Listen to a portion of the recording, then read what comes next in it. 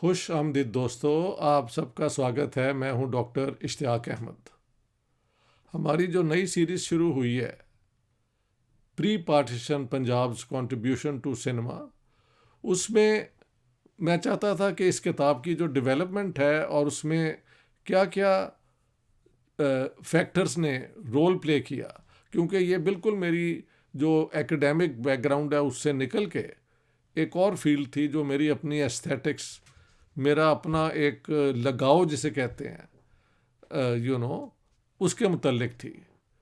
जब आप academic writing करते हैं, पॉलिटिकल साइंस, हिस्ट्री, तो उसकी ज़ुबान और होती है। जब आप फिल्मों के मुतल्लिक लिखना चाहते हैं, गानों के मुतल्लिक लिखना चाहते हैं, म्यूज़िक के मुतल्लिक लिखना चाहते हैं और सिनेमा के मुतल्लिक लिखना चाहते हैं, तो आपको एक और ज़ुबान की ज़रूरत होती है। तो ये भी एक प्रोसेस है। You have to learn a new way of communicating. तो इसमें I would like to give you the background कि ये किताब लाहौर से शुरू हुई।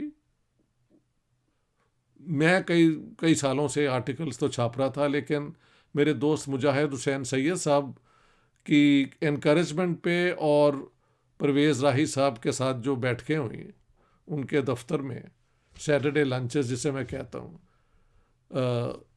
उसके बाद था how to go forward in doing it. तो इत्तेफाक से जो मेरी किताब है ना, the Punjab bloodied partition and cleansed, इसका हिंदी तर्जमा पंजाब की ट्रेजेडी पार्टीशन के ऊपर, ये इस टाइटल से आकार बुक्स ने छापी। सक्सेना साहब जो हैं उन्होंने, वो उसके पब्लिशर हैं के सक्सेना साहब। तो के सक्सेना साहब के साथ इस ये जो थी पंजाब वाली किताब, इसका तर्जमा किया था मेरे एक दोस्त गुरप्रीत सिंह जी ने, जो कि वेस्ट बंगाल में है, इंजीनियर हैं, बड़े अच्छे राइटर हैं।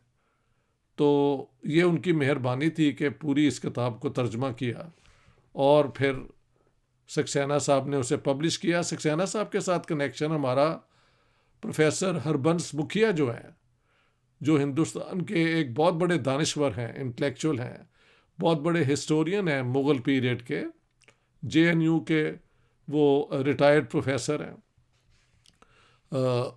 उन्होंने हमें सक्सेना साहब के साथ हमारा कनेक्शन बनाया था। और हरबंस मुखिया जी ने बताया सक्सेना जी को कि इश्तियाक इस किस्म के फिल्मों के मुतल्लिक आर्टिकल लिखता रहता है, तो why don't you encourage him to publish. तो इधर लाहौर में जो आइडिया था उस पर अमल कैसे होना था, इसके लिए I have to acknowledge the very central role of professor Harbans Mukhia, जिनकी वजह से सक्सेना साहब के साथ बात शुरू हुई और ये किताब जो है ये इस पब्लिशिंग के प्रोसेस में हुई। सक्सेना साहब ने प्रोफेसर त्रिलोक घाये जो हैं, अंग्रेज़ी के प्रोफेसर हैं, ये शायद मेरा लुधियाना में इनकी रिहाइश है, इफ़ आई अंडरस्टैंड करेक्टली, उनको एडिटर बनाया और उनकी एडिटरशिप, मेरी ऑथरशिप और हम सब की गुडविल के साथ ये किताब जो है ये आगे बढ़ी। आई फाउंड त्रिलोक घाये साहब अ वेरी डियर कोलीग, जो मेरी हर बात सुनते थे और उनकी एडवाइस भी कि आप इसको इस तरीके से अगर करें तो ज़्यादा मुनासिब होगा, वो बड़ी यूज़फुल साबित हुई, क्योंकि मैं तो एनालिटिकल राइटिंग्स और इस किस्म की चीज़ों में ज़्यादा अपना टाइम मेरी गुज़रा है। तो आई मस्ट से कि ये जो किताब लिखना होता है ना, उसके अंदर एक तो ऑथर होता है, एक पब्लिशर होता है, एक अगर एडिटर हो तो उसका रोल भी मानना चाहिए। So for me it's always a great pleasure working with different people. और त्रिलोक घाये तो थे भी पंजाबी, तो हमारा एक अपना बैकग्राउंड भी था इस तरह इस किताब के अंदर इंटरेस्ट। देखिए, जो मैंने मेन आर्ग्यूमेंट इस किताब में दी है, why did the Punjabis play such an important role, and they still do, I think, in the in Indian cinema. उसकी एक वजह तो ये है कि जब अंग्रेज़ यूपी से, नॉर्दर्न इंडिया से पंजाब में आए, तो उन्होंने पंजाब के अंदर जो मॉडर्नाइजेशन डेवलपमेंट की, तो उसमें स्कूल, कॉलेज, यूनिवर्सिटीज़ भी खोली। तो यहाँ पे डिस्कशन हुई थी कि क्या पंजाब में पंजाबी ज़ुबान को किया जाए प्रमोट, या यहाँ पे उर्दू या हिंदुस्तानी जिसे कहना चाहिए उसको प्रमोट किया जाए। देखिए, अंग्रेज़ उस ज़माने में एक इम्पीरियल पावर थे और अपनी आर्मी के रिक्रूटमेंट के लिए वो ऐसी ज़ुबान चाहते थे जो सारे हिंदुस्तान में समझी जाए, ताकि जो सोल्जर्स हैं वो एक ही ज़ुबान बोलें। और आपको पता होगा, ये अब तो पॉलिटिक्स बहुत ज़्यादा आ गई है ना, ये कि हिंदी हिंदुओं की ज़ुबान है। ये मैंने अपनी, आजकल मैं पढ़ रहा हूँ बायोग्राफी ऑफ सावरकर, वीर सावरकर। ये उन्होंने शुरू किया है कि जी Urdu is a Muslim language, Hindi is a Hindu language. Very interesting. Jinnah साहब ने भी यही आर्ग्यूमेंट इस्तेमाल की थी फिर। So when you are into the two nation theory, you more or less use the same argument even when it comes to language and so on and so forth. Anyhow, अंग्रेज़ों ने यहाँ पे उर्दू में education दी, और उर्दू की education की वजह से यहाँ के जो पढ़े लिखे सिख थे, हिंदू थे, मुसलमान थे, जो स्कूल कॉलेजों से निकले थे, वो सारे ये उर्दू जानते थे। और उर्दू एक तो है ना बड़ी वो फॉर्मलाइज्ड लखनवी और इस किस्म की शायरी की ज़ुबान, डिफ़िकल्ट टर्मिनोलॉजी। एक है हिंदुस्तानी, जो आज भी इंडियन टेलीविज़न और सिनेमा में हिंदुस्तानी इस्तेमाल होती है। आइडियोलॉजिकली आप उसको हिंदी कहें, आप पाकिस्तान में उसको उर्दू कहें, लेकिन जो लोग यानी बिहार से लेके यहाँ पंजाब तक और सिंध और ये क्या कहते हैं पश्तून इलाकों तक जो इजी ज़ुबान कम्युनिकेशन की जो लिंक करती है, वो तो हिंदुस्तानी है। हाँ जी, उसके रस्मुल ख़त एक देवनागरी है और एक क्या कहते हैं पर्शियन उर्दू है। सो जो पंजाबी यहाँ से, एक तो एंटरप्राइजिंग लोग थे, क्योंकि अपना फ़ौज के अंदर अपने प्रोविंस से बाहर जाके नौकरी करना, रेलवेज़ के अंदर, ये वो Punjabi in that sense were very enterprising people. अंग्रेज़ों को साथ साथ ये नॉर्थ अमेरिका में भी गए, दुनिया में जंगों पे भी गए, बाकी लोग भी गए। तो मैं उनकी स्टोरी नहीं बता रहा, मैं तो why the Punjabis came to play such an important role in the Indian cinema. आप ये भी कह सकते हैं कि यहाँ पे जो लोग थे वो देखने में ठीक ठाक, जो लुक्स वाइज खूबसूरत, ये वो सारी बातें चलती हैं यार, ब्यूटी, फिजिकल ब्यूटी, लेकिन all that ultimately depends on your creativity, आपकी स्पिरिट ऑफ एडवेंचर। आप अपना गांव, अपना शहर छोड़ के बॉम्बे जाते हैं, कलकत्ता जाते हैं, क्योंकि आप फिल्मों में हिस्सा लेना चाहते हैं, तो ये अपनी जगह पे एक एडवेंचर है। तो इस किताब के अंदर जो थीम्स मैंने ली, मसलन मैंने पंजाब की पूरी बैकग्राउंड दी है। मैंने कहा पंजाब के अंदर फोक थिएटर तो बहुत पुराना है, शायद सारे हिंदुस्तान में है। रामायण और महाभारत का किस्सा चलता था, हाँ जी, पूरन भगत का चलता था, हीर रांझा के ये बार्ड होते थे, यानी people who went to the villages, और वो हीर गाते थे, हीर वारिस शाह गाते थे। हाँ जी, ससी पुन्नो का जिक्र होता था। ससी पुन्नो इज़ अ सिंधी, लेकिन सराइकी जो है वो एक यहाँ की ही एक ज़ुबान है जो पंजाब में भी समझ आती है और सिंध में भी आती है। यहाँ पे किस्सा ये क्या कहते हैं, सोनी माहीवाल, ये गुजरात का है, पंजाब के गुजरात का है।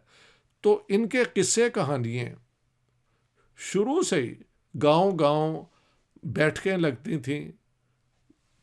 अक्सर पीपल के दरख्त के तहत के नीचे लोग बैठ जाते थे और शाम को कोई गाने वाला या किस्सा सुनाने वाला आ जाता था। तो यहाँ की इस ट्रेडिशन में भी बहुत एक रोबस्ट स्ट्रेंथ थी। तो जब ये एक नई इंडस्ट्री आई, एंटरटेनमेंट इंडस्ट्री कहना चाहिए।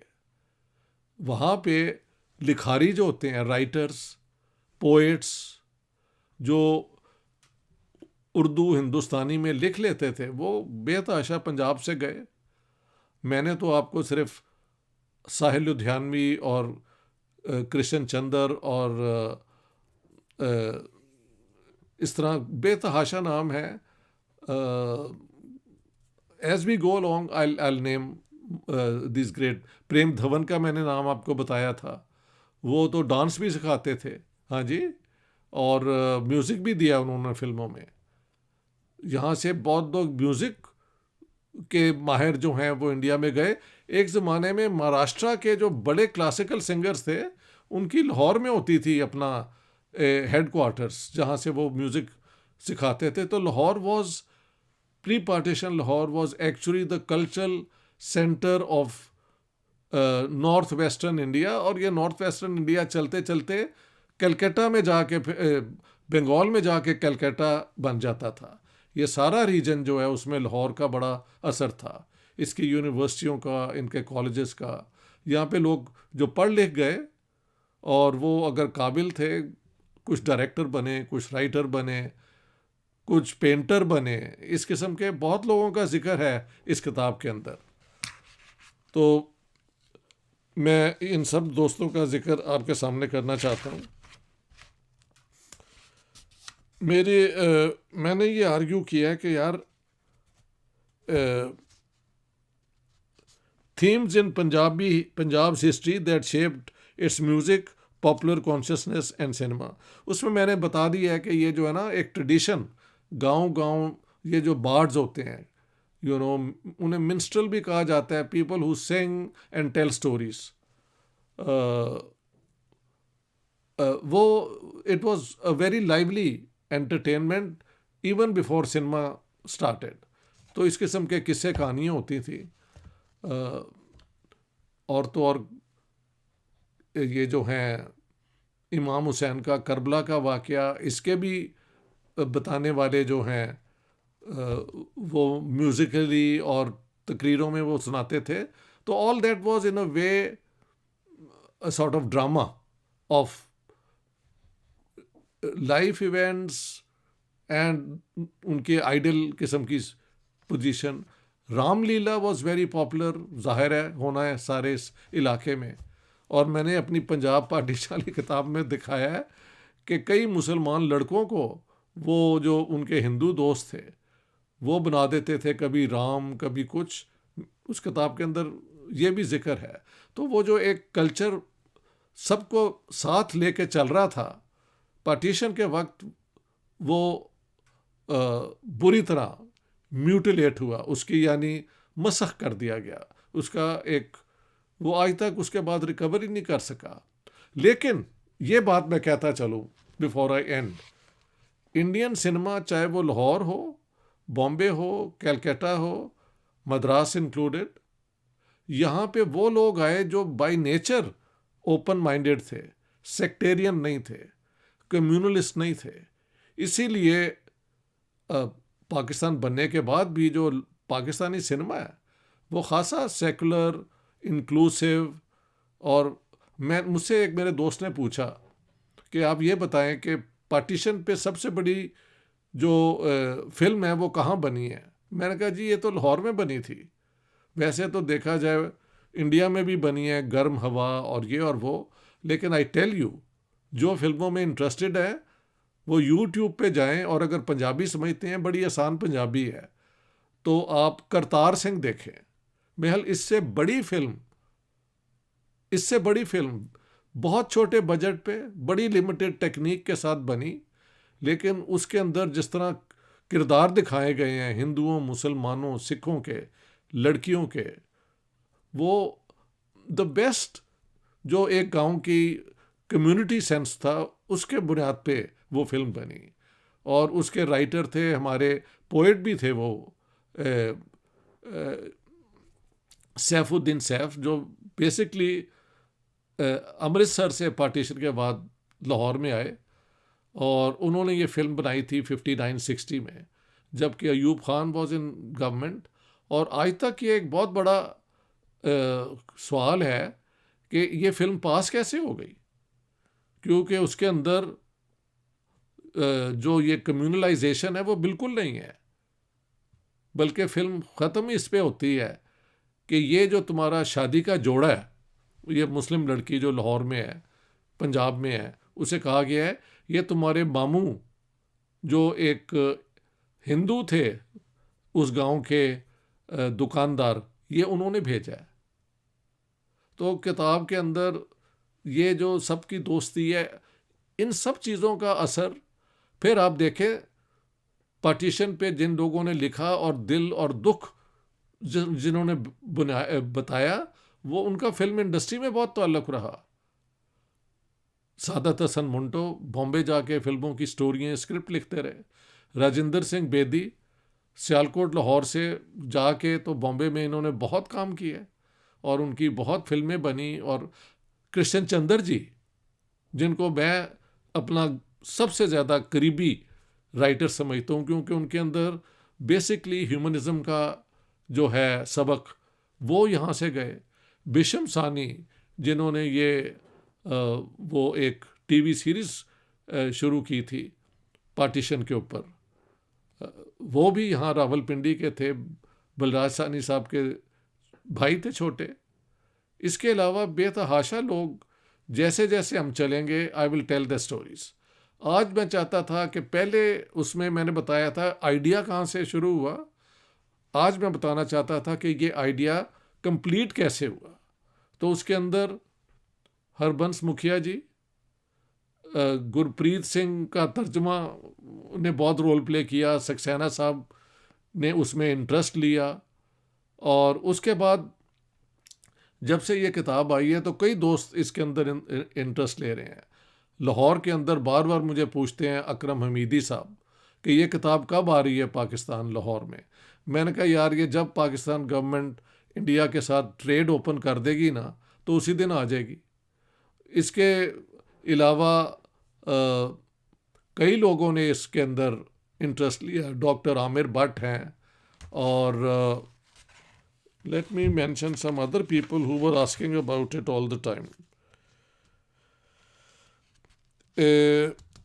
बॉम्बे के अंदर दो दोस्त हैं हमारे, एक है ऋषि काकड़, उन्होंने मेरी मदद की, कुछ बॉम्बे में लोगों के साथ कनेक्शंस बनवाए।